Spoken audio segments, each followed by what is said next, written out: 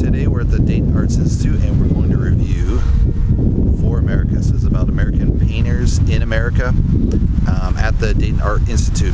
Alright, today we're going to cover Art for America. And this is a exhibition of American painters in America. Now what they've done in the exhibition is they put a portrait painting next to each one of the paintings. I skipped all that. The reason why is sometimes the artwork was painted by other artists.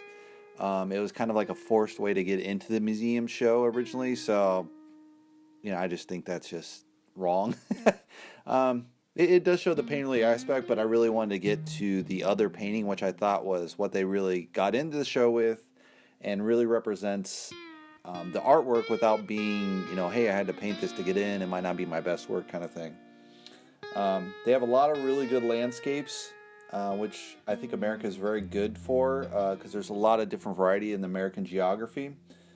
A lot of farmland shots, a little bit covering, slavery, some really hyper-realism, gardens, of course, which you can see the Impressionist style.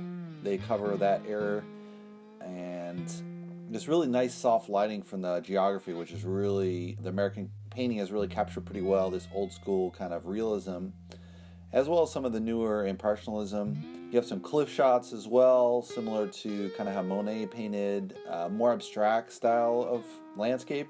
And there's also kind of, I did include some portraits because they're kind of funny. I thought they stood out on their own, as well as the painting, and sometimes that was their main work, so that kind of made sense. And the final painting was kind of this picture of an ex-slave, which I thought was really cool.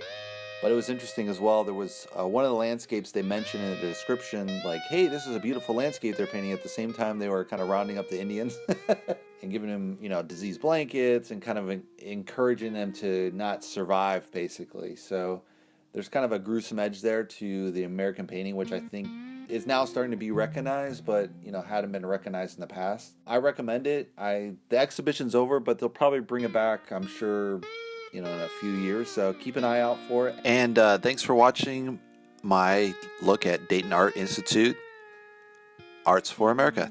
See you guys next time.